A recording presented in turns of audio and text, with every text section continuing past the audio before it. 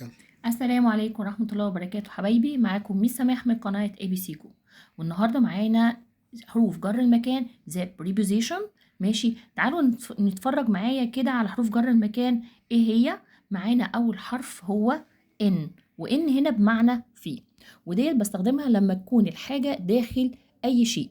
يعني دلوقتي لو قدامي تفاحة داخل الصندوق هنقول ايه؟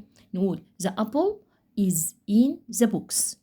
التفاحة داخل الصندوق، تمام كده؟ يبقى إن بمعنى في. نمبر 1 الحرف اللي معانا حرف الجر on، وon هنا بمعنى على. ولما يكون الحاجة فوق الشيء بقول عليها on، فأقول إيه؟ the apple is on the box. التفاحة على الصندوق. فهنا حرف الجر معايا on بمعنى على. تعالوا بينا على الحرف الجديد وهو حرف الجر under، وكلمة under هنا بمعنى تحت. تعالوا نشوف كده صورة التفاحة تحت الترابيزة.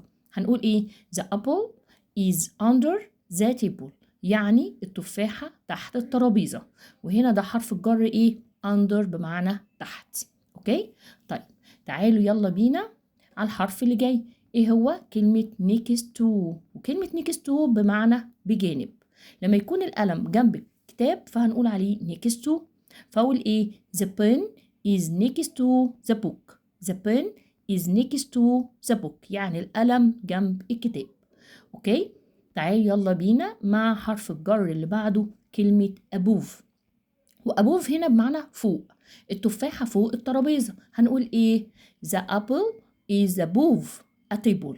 التفاحة فوق الترابيزة هنا بمعنى above، يبقى ايه؟ above بمعنى فوق. اوكي تمام. ودي حروف الجر اللي معانا، وانتظروني ان شاء الله في بقية حروف جر المكان. وكنت معاكم ميس سماح. جود باي.